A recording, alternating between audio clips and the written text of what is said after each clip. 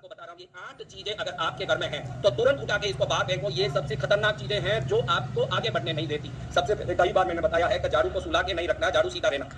लेकिन झाड़ू ढीला पड़ जाता है, उसकी एक एक तिनका निकलता जाता है, गाड़ी निकलता जाता है और लोग उसी को रख के झाड़ू निकालते हैं। अगर झाड़ू घिस भी गया है तो अच्छे से बांध करके, पकड़ करके, टाइट पकड़ करके झाड़ू मारना चाहिए। झाड़ू को, नमक को मैंने सदा लक्ष्मी बताया है, क्योंकि शास्त्रों में झाड़ू और नमक को ही लक्ष्मी के प्रतिनिधि चिन्ह के रूप में घरों में बताए गए हैं। और जिसके घर में झाड़ू का ढीला होना और एक एक दिन का बाहर निकलना होता रहता है, उस घर में पैसा एक एक करके निकल।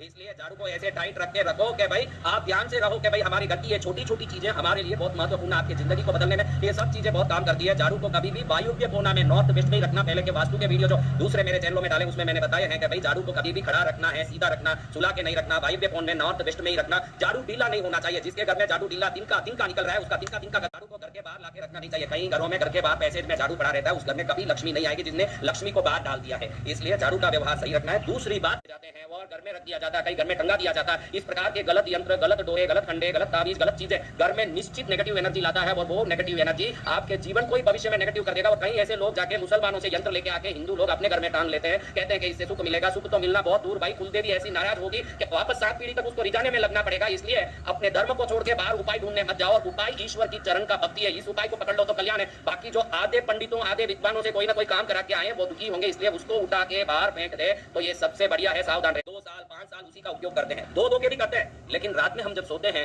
ब्रह्मांडीय ऊर्जा को, हमारे शरीर को समर्पित कर देते हैं। नई ऊर्जा हम में आती है और नकारात्मक ऊर्जा हम में निकलती है। इसीलिए नींद नहीं लेने वाला एकदम थक जाता है और नींद लेने के बाद एकदम फ्रेश फील करता है, क्योंकि हम सकारात्मक प्राकृतिक ब्रह्मांडीय ऊर्जा को नींद में ग्रहण करते हैं। और हमारे अंदर जो कार्बन डाइऑक्साइड बोलते हैं, विश्व वायु, उसको छोड़ते हैं, नकारात्मक तरंगों को छोड़ते हैं, नकारात्मक शक्ति को बाहर छोड़ते हैं। और ये पूरी शक्ति मात्र तकिए में, तकिए की खोली में, बेडशीट में, बेडस्प्रेड में, बेड कवर में, बेड में ही जाता है। ये पूरा सोने के समय का नकारात्मक ऊर्जा। और मनुष्य शरीर मात्र सोते समय नकारात्मक ऊर्जा को छोड़ता है। उस समय जो नकारात्मक ऊर्जा से भरी हुई वो बेडशीट को रोज आप अगर उपयोग करते हो तो समय जाके ये नकारात्मक शक्तियां आपके माइंड को डिप्रेस करना, टेंशन में डालना, आपके दिमाग को एकदम परेशान करना, गुस्सा लाना, घर में झगड़ा कराना, काम करे तो असफल करना, ये सब काम करता है। आसन को जिंदगी भर रख के उसी में साधना करके सिद्धि पाता है। अगर साधु के आसन में सिद्धि आ सकती है तो नींद के तकियों में संकट आ सकता है। इसका अच्छी तरह आप ध्यान रखेंगे तो साल में एक बार अपने तकिया बदल दिया करिए और उस तकिए को बाहर फेंक दिया करिए। और बेडशीट, बेडस्प्रेड को बाहर फेंक दीजिए। 100-200 रुपए का खर्चा होगा, ज्यादा कुछ नहीं। लेकिन जो नया तकिया, नया बेडशीट, नया बेडस्प्रेड जो आएगा, आपके लाइफ को भी नई ऊर्जा लेके पहुंचेगा। और ये कोई नहीं जानते कि भाई हम रोज